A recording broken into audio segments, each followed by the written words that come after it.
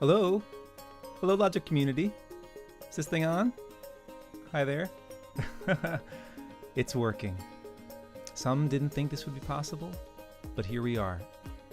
Hopefully you can see that we have a 9:16 resolution here. Andy is the circle. I am the 9:16. Maybe that's appropriate. Maybe it's not, but here we are. It is wonderful to see you all. Let's list off some names here. Wow, we got Fly FX. Hello, David Kreitz, Richard Betts, Valentine. Always great to see you. Andy Milkus, the man, the myth, the legend. Jessica Ritchie, my lovely wife. Hello. Great to see you all. Thanks for being here. We're trying something new here on Logic. I'm filling in for Andy, and we're just gonna see how that goes. Hey, it's Austin. How you doing, Austin? I work with Austin over at Assembly. Hello, Seville. Hello to everybody. We have a great show here today. I just got done talking with Bernd. He's going to talk about some conform stuff, which is very close to my heart. I'm looking forward to that for sure, as I hope all of you are as well.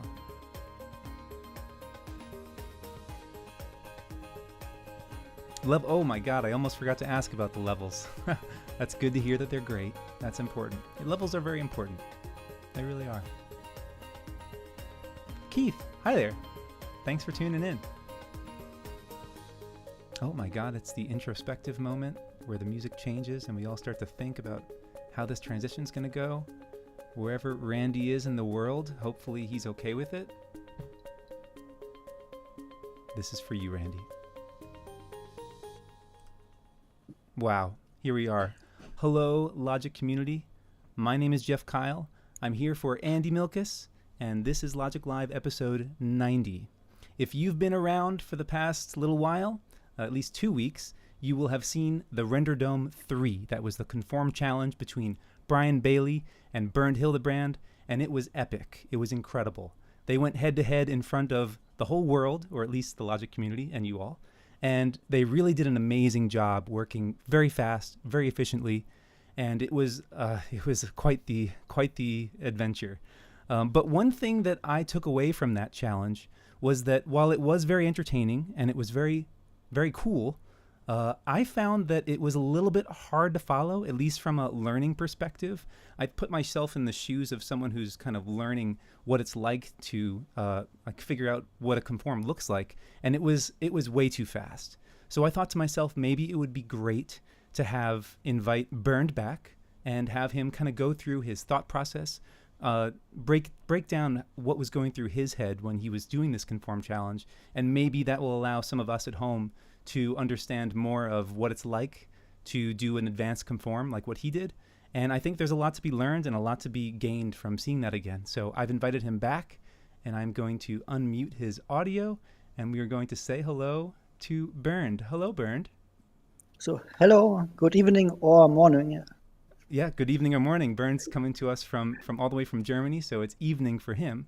But how are you doing today? I'm fine, thanks. And I hope Great. it's the same for you.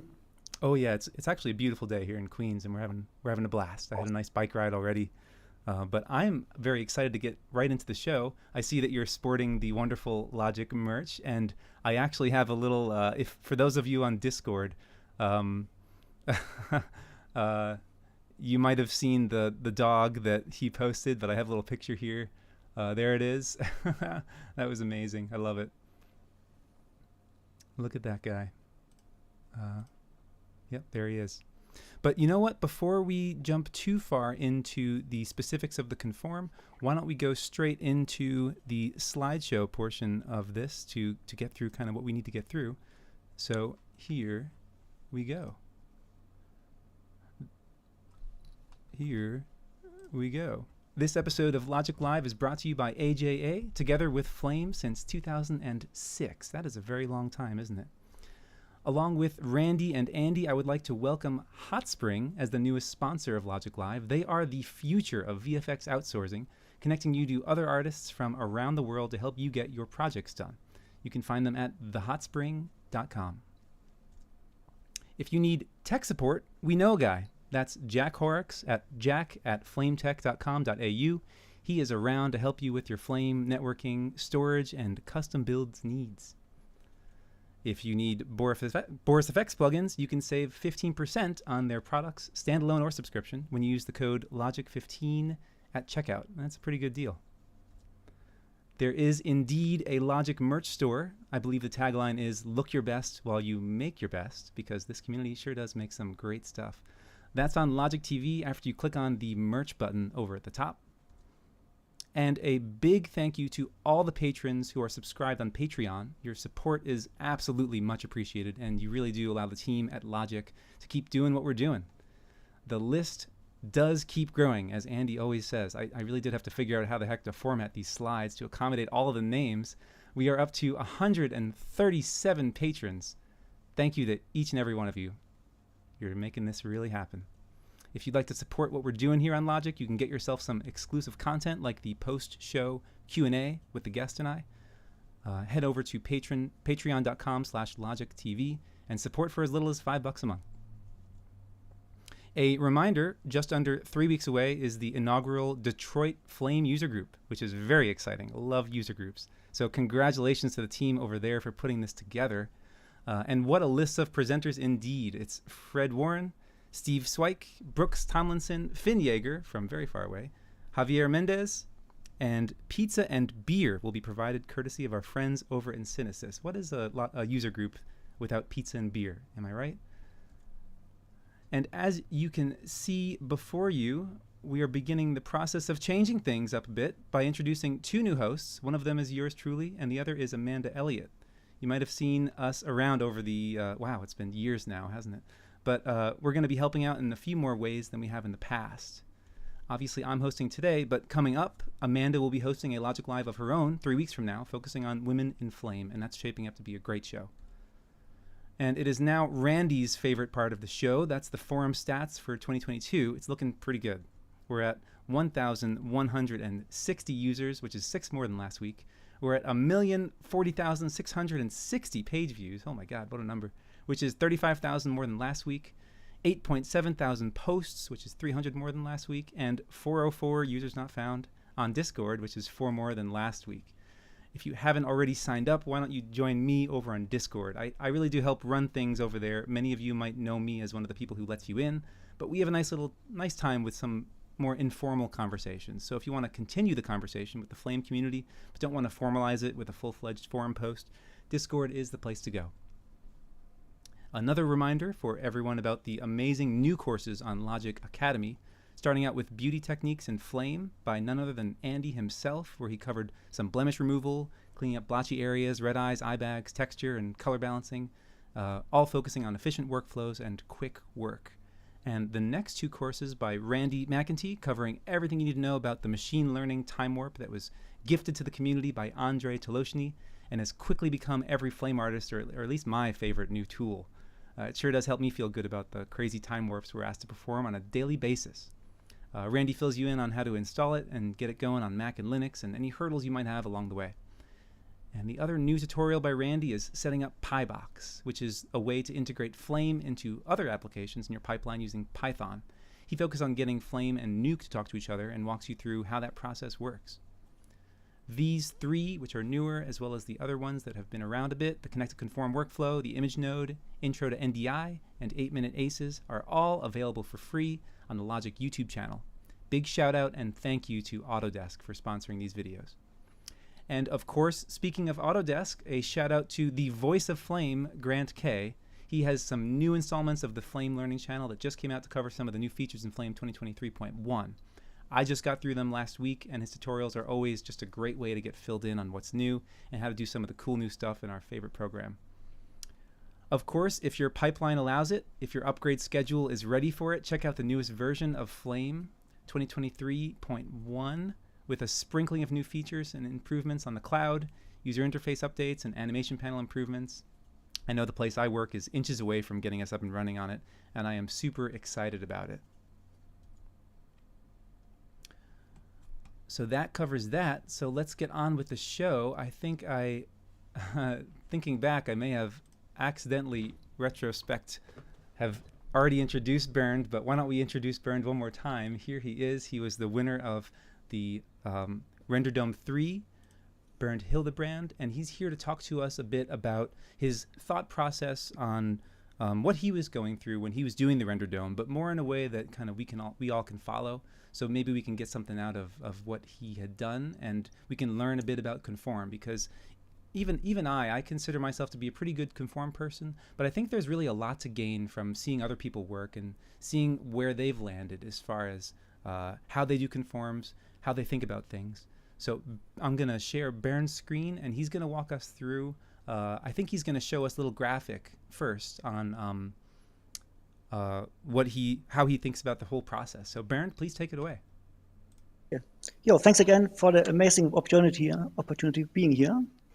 And today I would like to talk about steps, ideas, and tricks to get from chaotic edit files to clean deliveries. And how you can see here, it already is a little bit chaotic. So first, what we will do is we will start with our first conforms, where we'll have a look on the preparations, what we're doing, how I have set up everything before starting. Then while going through, we will also check out the auto-confirm versus the eye matching, and why I break the law sometimes by doing so.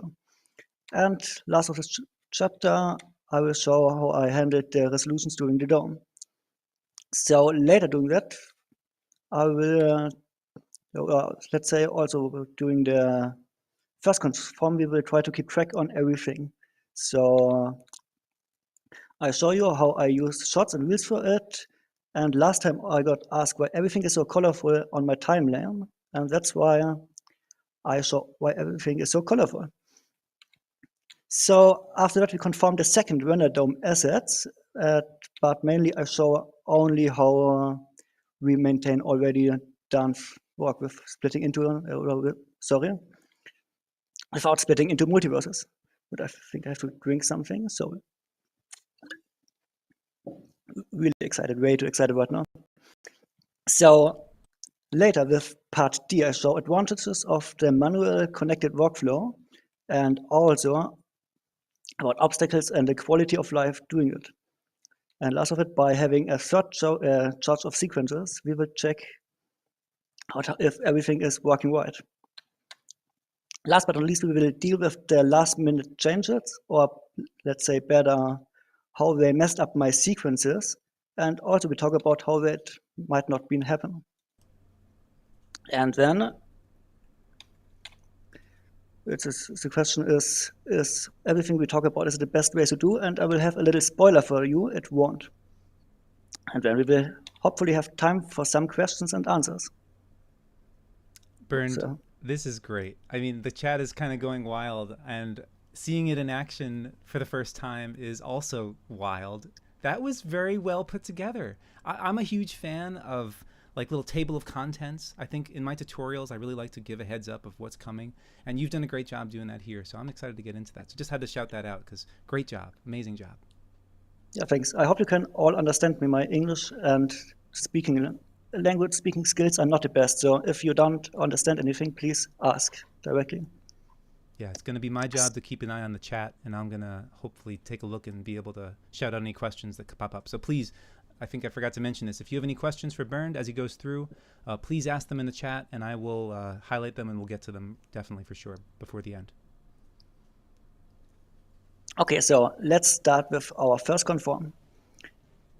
If we just import the XMLs, I already have done it. Let's just check them out. You see just like, wow, what is this? Everything is not in place. It is like way too long. We have here like 30 minutes, 16 seconds for 15 seconds movie. So what I did first is just to clean everything up by deleting everything we definitely don't need. That's like here the audio, it's everything that's clearly not the movie. So we have like 6 seconds now. That shouldn't be 6 seconds. I'm not at a 15 seconds movie. Here we are. So now we have here 18 seconds. So this should be the right info. What a little bit went wrong during the dome. Let's see if I can find it. No, at one point I deleted too much files, and then I was asking Jeff, something is wrong, and he said, no, it is just the first part of edit, and I was like, no, there's nothing to be there. And yeah, I messed it up directly at start by deleting them accidentally. I do remember that. I actually Yep. remember seeing that, and that's actually what prompted me to say, "Oh, make sure that you carefully look." Yeah, because I think I forgot to mention this to the viewers at home, but I'm the one who made the conform challenge. I created the challenge for Bernd and for Brian, and so when I was watching them, I saw some of them fall into some of the traps that I laid. That was admittedly one of the traps, because I know I have seen my fair share of EDLs and XMLs that have a lot of bloat in them, extra stuff. So it's a good first step to clean up your XMLs and ETLs, just like he just showed. So correct. Okay, so let's start with the actual conform. I prepared some pre-made sequences for it. So everything here just has the XML data, but also the offline. So the first I did was just checking if the cuts here are matching our XML cuts, and obviously they are. So this is the same for everything here. So let's just go to the 15 seconds now. What I've prepared is I have all references here. We don't need them now. I have a temp folder for like if you get new graphics or the fast audio, I will just put it here, put it into the sequences and delete it. Then we will have a connections wheel here and an old wheel that is inside the wheel group. And I also have an old folder that's outside. That's really important when working with connected workflow form later, that if we change something at the edit, I can put it here and every connection will still be there. But if I have a really huge change, I will put it into the folder here and everything is not connected anymore. So if we need it later in like 2 weeks, we know how the movie had been in 2 weeks. Yeah, And that's a great important note with the connected conform workflow. As you know, everyone knows that I love the connected conform workflow, but the key to what Bernd was just covering is that for the connected conform workflow to work, it has to be in the same real group. So as soon as it leaves that real group, no longer connected. So that important little side note you just covered. So thanks. So let's start with the 15 seconds. I have the footage prepared here. We will put it into our, oh, not here, sorry. Put it into our real group. So by setting it as a search location, and if we would just say, okay, link sources, we will immediately get an error saying that, oh, I cannot do everything. And that's a great bug here at Flame. It's searching for all handles. So the first thing we always have to do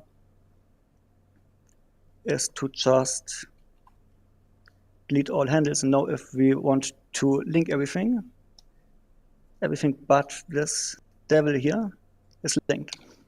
So the And reason I just wanted to, sorry to interrupt, but I just wanted to, for the people at home, I knew what you did there, but maybe for the people at home who didn't quite catch it, I think you did a keyboard shortcut to consolidate handles. Is that right? Oh yeah, so normally it would be right click. Yeah, right click. Where is that guy? Commit and then consolidate hand. Just for the people at home who don't have all those keyboard shortcuts under their fingers. That's what you did there. So that's good to know. So let's do it here, because if we deleted time warp now, we can see that our, but if we do the same, let's just make it without a shortcut, it won't work. So what I did during the DOM is I just used the number here. That's the same what I would do with using tapes, and just searched here. Okay, we have the 360040, it's here. I put it into it manually and just matched the same frame. What I figured out by doing the rehearsal, I also found out that it would be much easier to just check our source here, slip it to a working one, and then we could still do, so we could still do the same, and it's linked. But the problem now, let's just hide it, that if you look at our, I shouldn't hide it, at our source timecode, it's not matching as I have deleted the time warp. So let's just rebuild a new time warp. And everything I do now is using eye matching, as I personally think that it's way faster to do so than changing the XML or trying around why it's not as it is. But we just look at all. And maybe Right on the while left you side. start to iMatch that, I just love to call attention to another little thing that you did that I think is great. And I've done this before, but it's something that I don't often think about as I'm doing it. But it's that you made a copy of the file that was difficult to link, because and the reason that the file was difficult to link was that it had a crazy time warp on it. And sometimes in the conform world, it's true, like linking to something strangely just doesn't work for some strange reason. But I love what you did there, which is to duplicate it so that you can preserve some of the details that are in the file that came in from the XML, but also be able to go in and like actually get it to link. That's a smart move, and that's great. Yes, because now we still know where the keyframes had been for our time warp, even if the time warp itself is useful right now. Or hopefully the keyframes are at the same place. We will find out. So I will do the same with the action. We'll just find.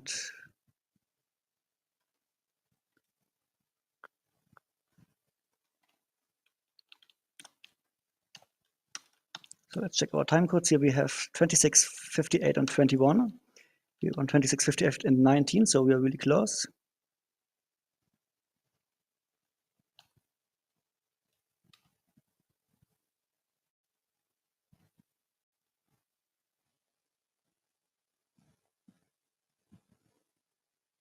So what I do first is I want to match the framing before I want to match the timing. So let's just see, we will have like 50%. This looks nearly, it's just one direction.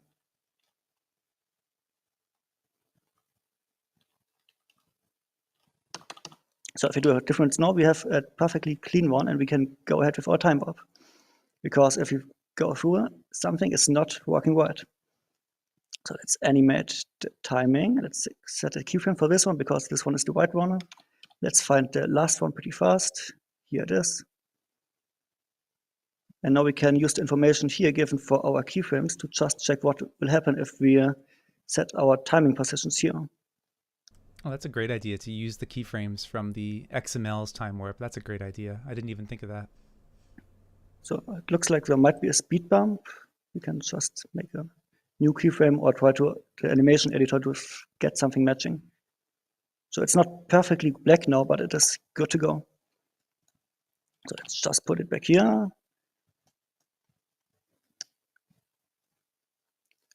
So here we see that it is just a little.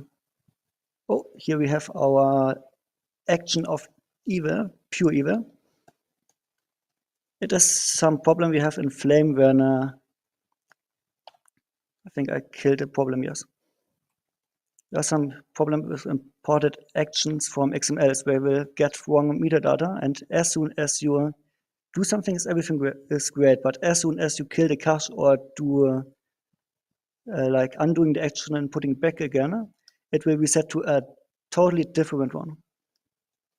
So now we have here something that looks more like an action you can work with. So again, here instead of going through the XML, I will first just try to iMatch it because it is way faster than just trying to get it technically correct.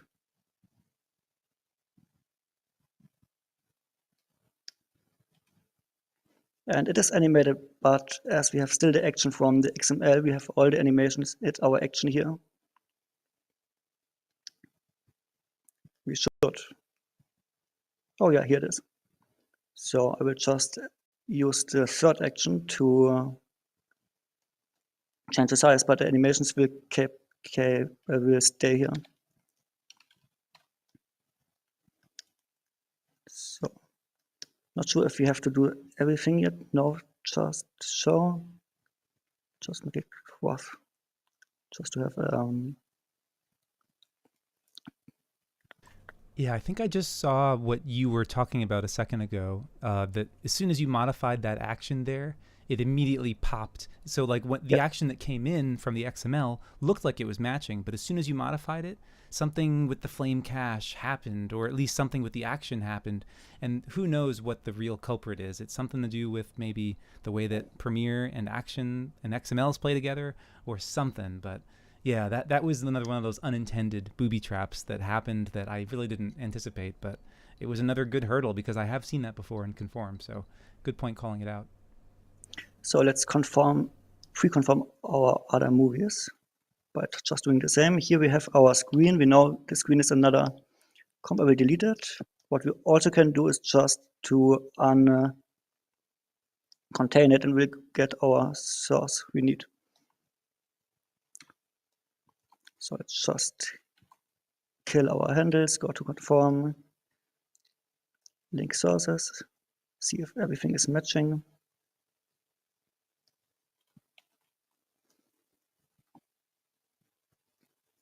Let's do it here for the same. Yeah. Oh, I forgot the handles again. I don't know why it's in every XML you have these handles you have to clean manually, and it's just impossible to learn from the mistakes. So here we have the same scene we already know. That's why I will just delete it completely. So here the same again. It is the same scene with the correct time warp again, so let's just delete it. And the last one.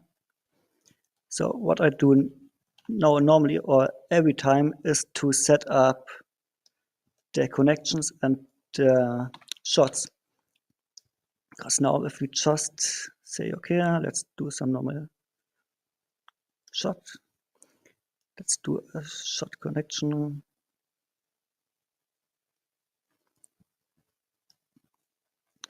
So I've set up to everything in the wheel because I don't want my footage to get connected. But I have all written existence connections in case I have some doubled one I don't want to be connected. So I just connect it. I will also put it now in the connections folder. And if you just do a double check, we have it in our connections folder and we have it here. And as we did a source connection, every movie here has a connection. Every one but the one not be in the 15 seconds one. So I use colors to just say, okay, let's do yellow. Let's check our another sequences. And we say, oh, everything is yellow but these two. So these are new shots. That's why we'll just rename them. We'll go to our... You are working very fast, but I really do, I have to call attention to and let's describe it as a light version of the connected conform workflow. It's absolutely still the connected conform workflow, but you're not using a sources sequence. You're doing quick source segment connections. It's a very fast and very easy and very effective way to use the connected conform without going all in on it. And I love that. And I love using colors to figure out what still needs work, still needs connections, and what doesn't need work. I think that's great. That's a great, smart idea. Thanks. So the reason why I'm doing it so I will tell later, because I'm not fan of the fully automated connected conform. As it's the same like having the, let's index, 1 second. I think it was 90 or 80 shots.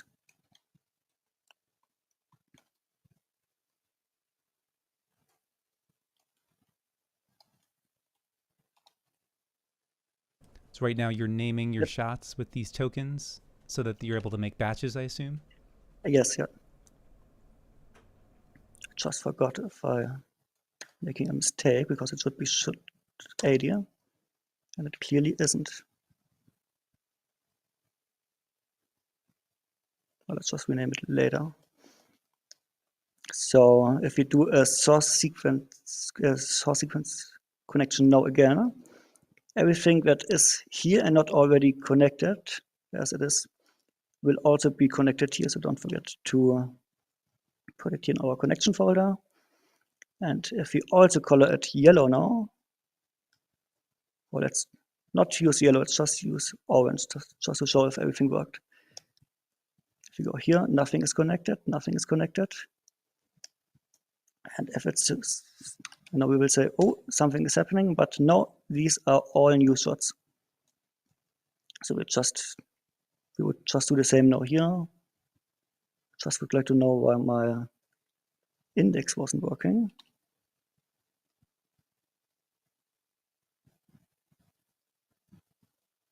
Or why everything is not working now, okay.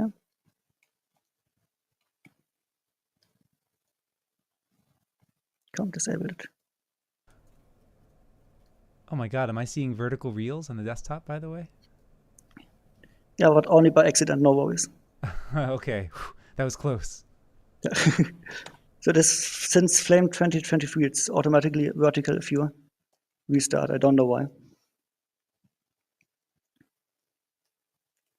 So let's do the same here. Let's have our rename shot.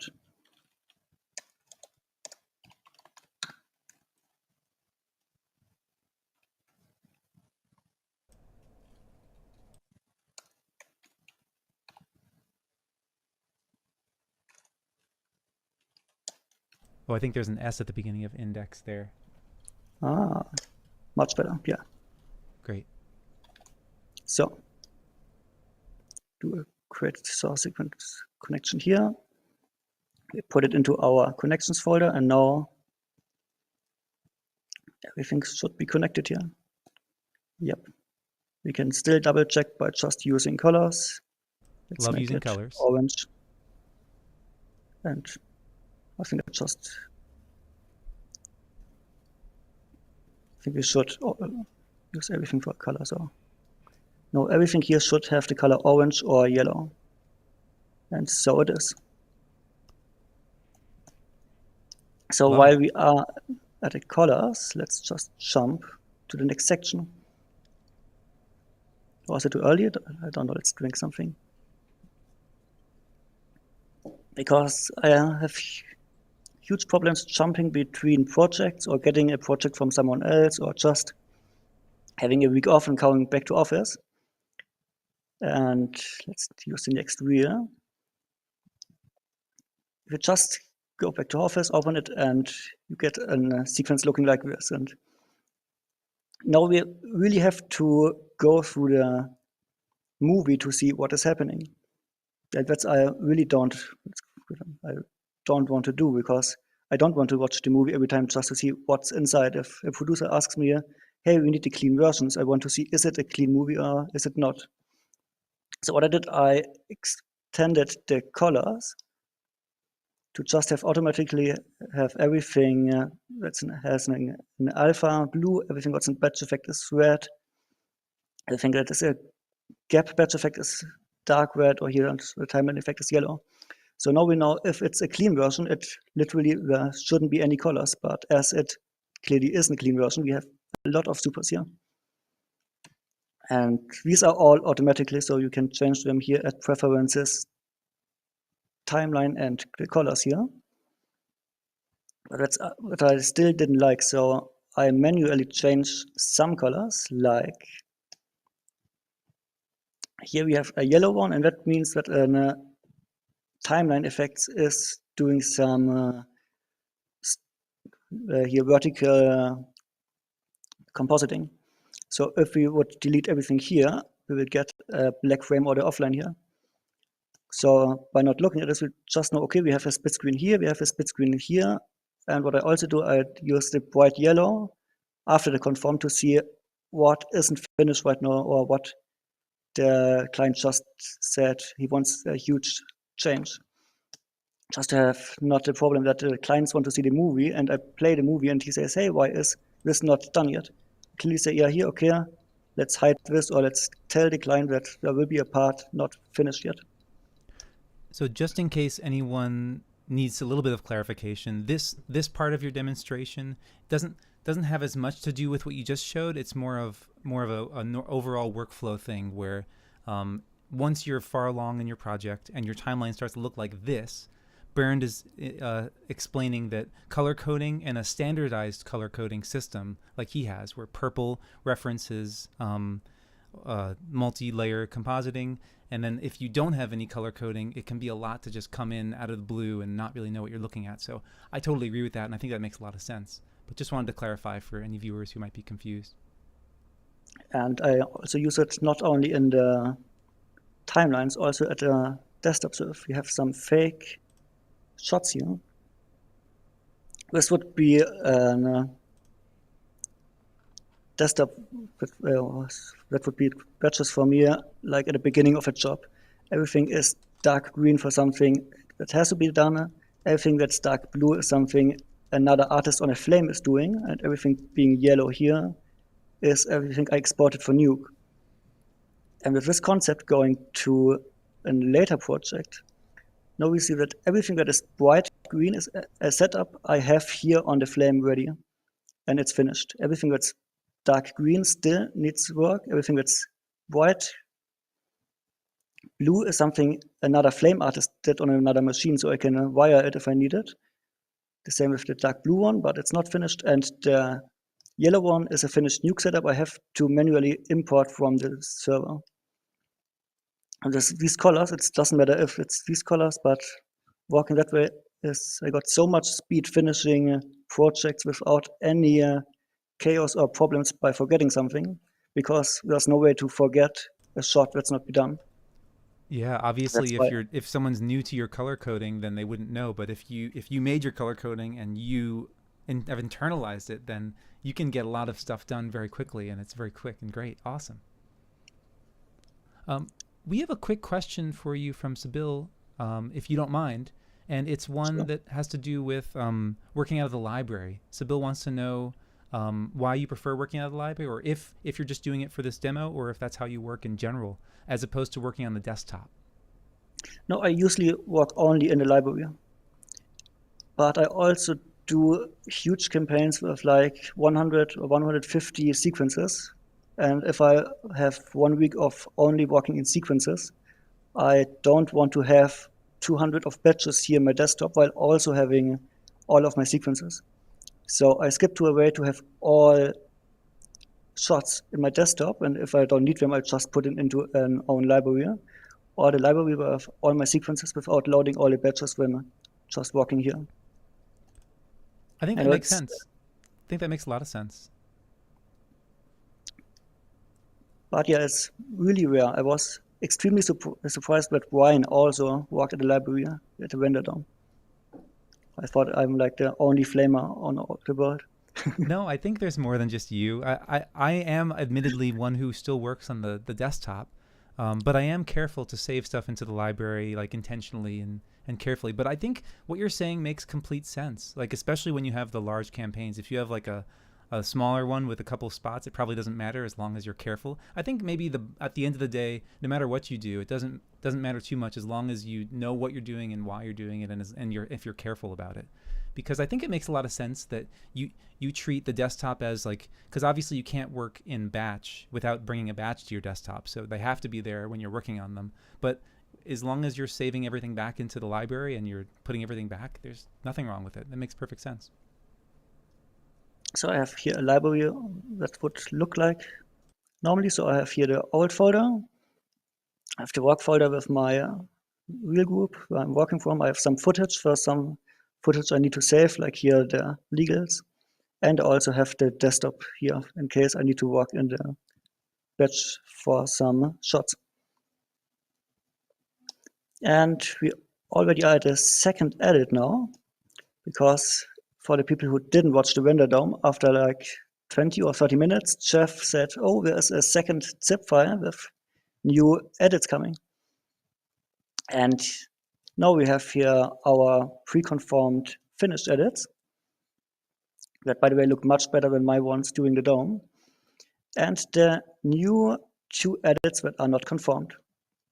I was free to already delete every chunk and to put the reference underneath. So what we can do now is just do everything we did the first step again by going to conform. We will delete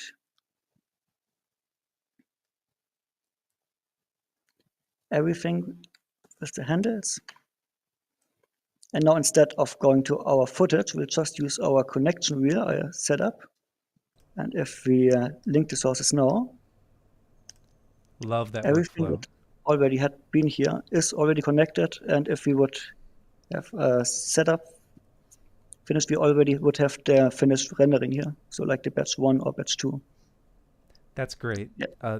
I think that's so important. When I made my Connected Conform tutorial, I talked about this workflow, but I think you do take it a little bit of a step further by always having a library that has your connections just off to the side, always available. So you just set that as your source, your connection source location, and bam, it just puts it right back in. It's so important because if you link it back to your original sources that don't have the connections on them, then those will be completely separate from your connections, and that really just ruins so much. So great tip, important one. So let's confirm these. We have here our rushes. We cannot use the reel to search for if it's not in a reel group. So let's just put it into our reel group. Let's say, no, you are the search location. We can do link sources, and now we have also this one here linked. And now same like the last time. Now we would have make shot names. I would do here a create source segment connection and put it also into the connections, because now we have 2 further movies. Not movies here, sequences, clips. I think the right name is clips, sorry.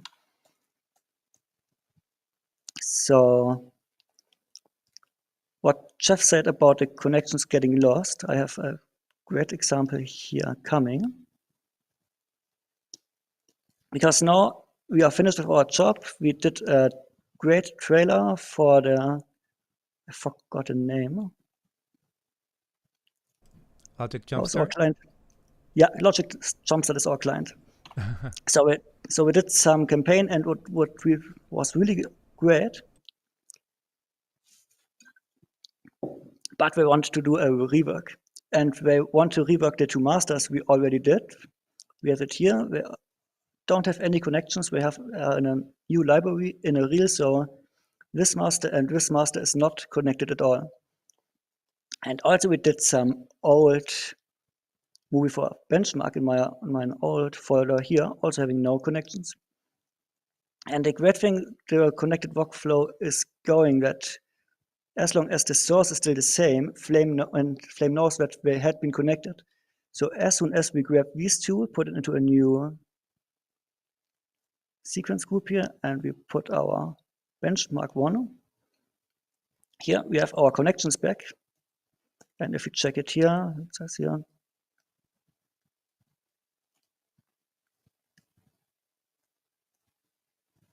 so also 15 seconds here. So we should have connections now. It's not showing them. Oh, here, okay, on the 15 it's not showing, but because it is only connected one time. So we have a connection here, but as we only have it one time, Flame won't show that you can jump to a connection. Yes, so it is connected. Yeah. It's working correctly, but there just happens to not be another instance of that shot. That makes sense. So we can test it by just getting to something I prepared. We have here the scene, because the girl don't want to be in the movie anymore. The right one. And the same for the scene.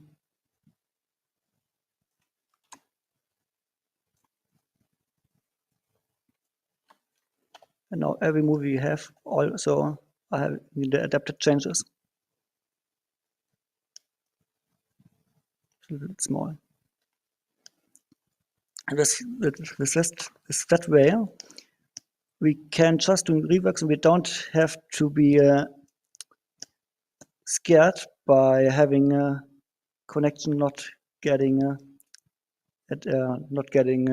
adapted.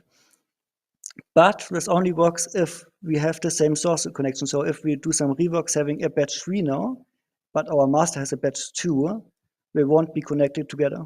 So at this part, we need to still search and look if there might be a mistake.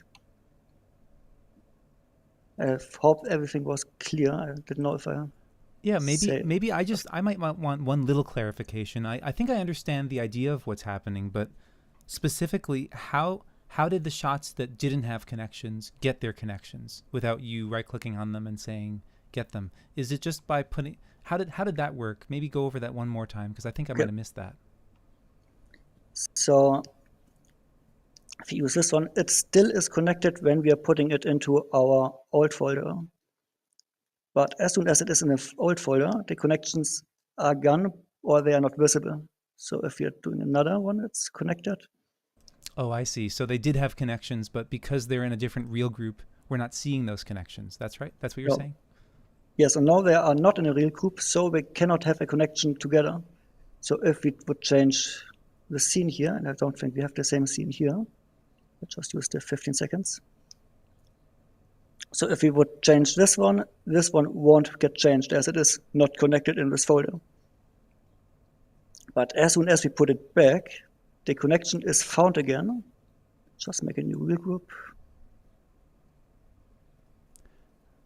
So I guess the takeaway for me is that if you have an actual new shot that hasn't been used before and you don't have connections on it, then that would need to have you would need to make those connections. But if you have a shot that has had connections on it and was just moved to a different reel while you worked on it, but then if you put it back because it originally had connections, it'll find those connections again. Yeah, so we have to have the before we are unconnecting it by putting it into our master library or in the old one. That's what we still need to do. Yeah, in my experience, I see that when because I work, and this is going to allow me to jump into John's question in the chat. I work on the desktop mostly, and I use the library just as my place that I save things. I don't work out of the library.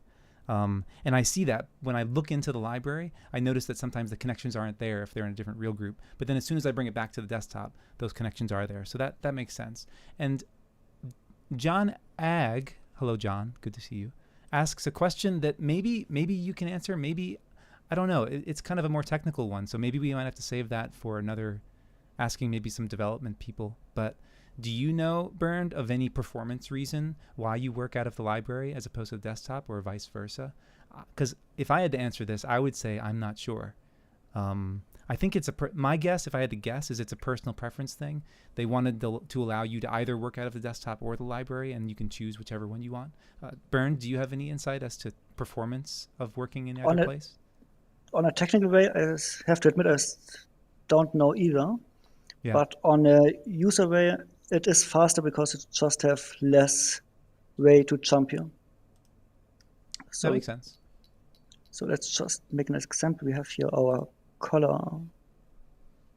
Where was it? Here, if we load this desktop, and we will add a real group.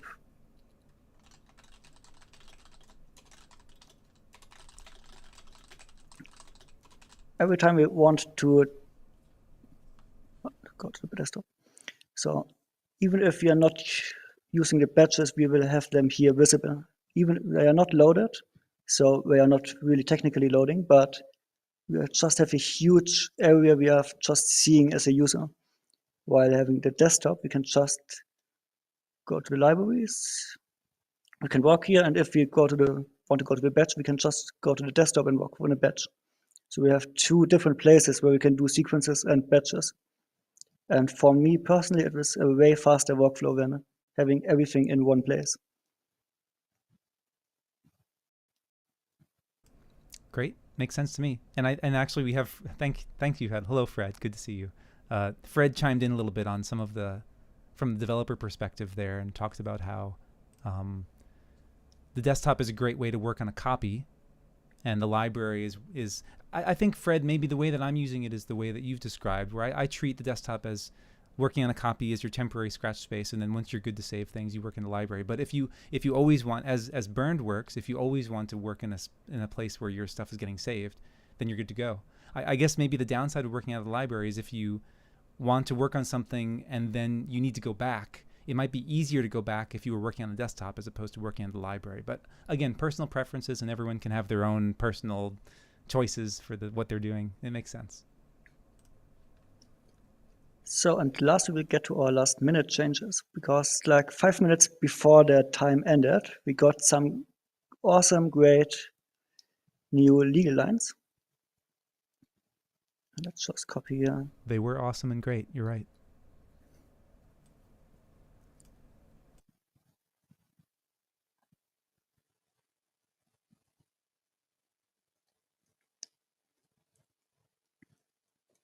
And at this point, I was totally lost because I had sequences with the legal line, I had sequences without them. I forgot that we had a laptop that also had some huge problem. I think it's more important than the legal lines right now, as the time might running out. I think we're okay. We got about 10 minutes Perfect. left. I think we're okay. Perfect. So what I do was just putting, well, let's see, I'm searching first here for the new legal lines. And all of the task was just to, let's open 15 seconds, to put the legal line, put it here and finished. And somehow I was so confused that I put it on every single sequence. So every sequence that had a stack, I just put a legal line on top of it, even if it's not needed as a legal line, only needed to be here on the laptop scene. That's right. That was a small detail, wasn't it? And I tried to keep, I guess, you're working quickly, so it's hard to see every little detail, but I tried to make it so that the reference showed you where to put it. But, a lot of stuff happening very quickly. So I will just jump back to the second edit we got, because we also got, where is it? Here. We got our laptop here. But there was one little issue. If you check the timecode of the laptop rendering and the timecode of our laptop here, we are not matching at all. Yes, that was intentional. That was my last little booby trap for you. So what I do on jobs is we could just change the source timecode now by going to Tools, here timecode, and change it. What I often do is I use the, here the shot 50, let's load our shots for it again.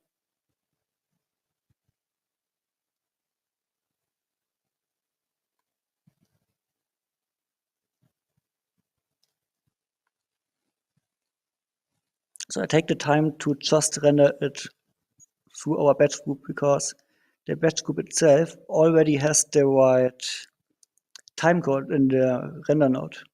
So if we do our...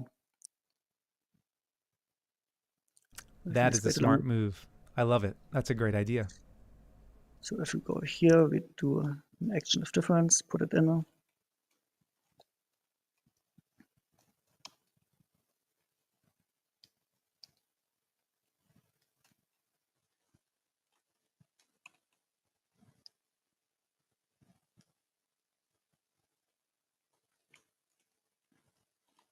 So we can do our retiming here. We can put here blend, render it out. And now we will have the newer shot with the right timecode rendered out. It is not the official way, but I think that deserves some applause. Let's see. Do I know how to use the applause button? Oh, there it is. The audience is going crazy. Because the problem now is that we have our rendering here, but we don't know where it's coming from, because now we have to go to the batch, and in the batch we have to check from where the rendering is coming, as this one is the Nuke or After Effects rendering. That's the only big issue going this way. But now here it is. Great. So what was our... Do we have everything? Oh no, I think we already talked about it, but everything I said today, is it the best way? And it definitely is not. Because this workflow is adapted for having small teams with 1 to 6 artists, having huge campaigns, having clients who want changes like 10 times a day.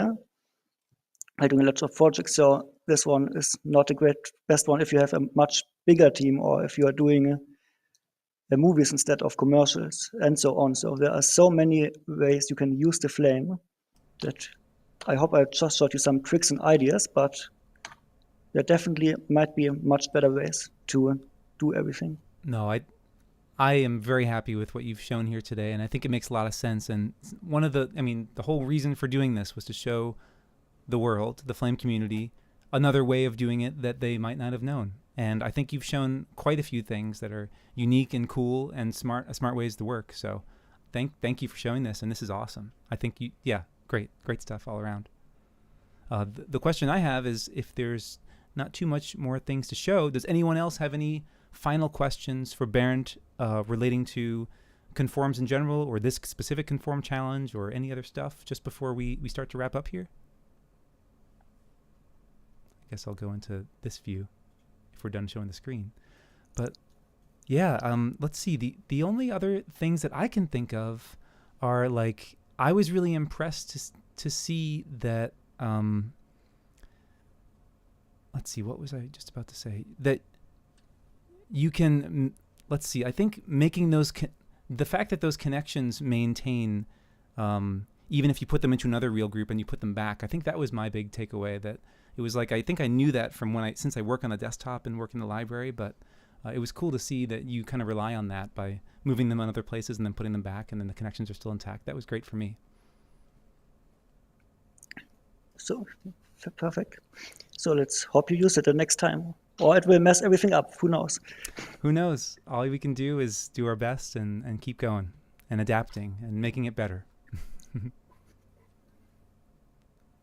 Great. Well, I think I'll jump on into Andy's favorite part of the show, which is the prize time. We're going to give away 2 prizes today. We're going to give away some merch. Andy has allowed me to choose 2 things to give away. And we're going to give away a t-shirt, Logik TV t-shirt. So I have all the names here of the people who've signed up for the show, and we are going to spin the wheel and see who wins a Logik t-shirt. Here we go. Do we hear the mute? Oh, and we have a winner. It is Luke Bellarive. Congratulations. You will win a Logik TV t-shirt, Luke. And we're giving away one more thing. We're going to give away a Logik water bottle because it is summertime and everyone could use a water bottle probably, I think. So here we go. Winner number 2 for the water bottle is none other than Mark Wellington. He's been on Logik Live before. Congratulations, Mark. Amazing. You've won a Logik water bottle. And I think that does it for prize time. And that's perfect because we've just finished the music. And I just want to go into the last bit of announcements here. If no one else has any other questions for Bernd, I think that might be it. Bernd, I'll talk to you again pretty soon on the patrons chat, and I'll see the patrons over there. Okay, so thanks, and see you at the patrons chat. Yep, thanks, and see you in the patrons chat. So we are going to wrap it up here with our slideshow. We have some upcoming Logik Live sessions. I have to move my mouse over. 1 week from today, so next Sunday, Andy is hosting an Ask Me Anything with CPA David Kameny, focusing on the accounting side of things, looking into such topics as how to run your flame business from home from the perspective of the financials. Then we are off on the 14th, but we're back in action on the 21st with Amanda Elliott's maiden voyage into Logik Live, talking to women in flame. One more break on the 28th, but we're back the following week with the continuation of the Summer of Flame series with an interview with Jasmine Frenet, one of the developers from the Flame team, answering all sorts of wonderful questions. If you haven't already signed up with the forum, please head on over and do so at forum.logik.tv. It's daily conversations, question answering, and just general stuff related to Flame. While you're there, why don't you also sign up and head on over to the Logik Discord, where we're having some of our more informal chats and hangouts. It's my go-to place. This episode of Logic Live will be available on the website later today. If you haven't already, you can check out Andy's latest episode of the Logic Podcast, where he talks with Brian Bailey. You can find that on Apple Podcasts, Spotify, or Stitcher.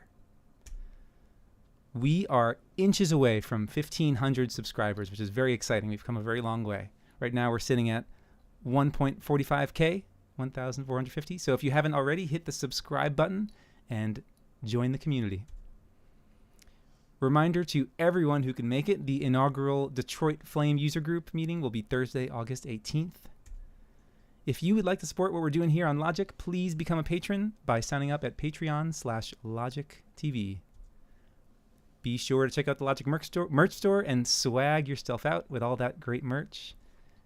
If you need tech support, reach out to Jack Horrocks at jack@flametech.com.au. Big thank you to Boris FX for sponsoring Logic Live. And if you want to save 15% on everything they make, you can use the Logic-15 discount code at checkout. Another thank you to AJA for also sponsoring Logic Live. They've been together with Flame since 2006. And a final thank you to Hot Spring, the newest sponsor of Logic Live. They are the future of VFX outsourcing, connecting you to other artists from around the world to help you get your projects done. You can find them at thehotspring.com. Thank you to everyone. Thank you to Bernd. Thanks for coming. We're going to head on over to the patron chat now to dive even deeper into Conform. I bet you didn't think we'd go even deeper, but we will be. So I'll see the patrons over there, and we will see you next time on Logic Live. Thanks so much.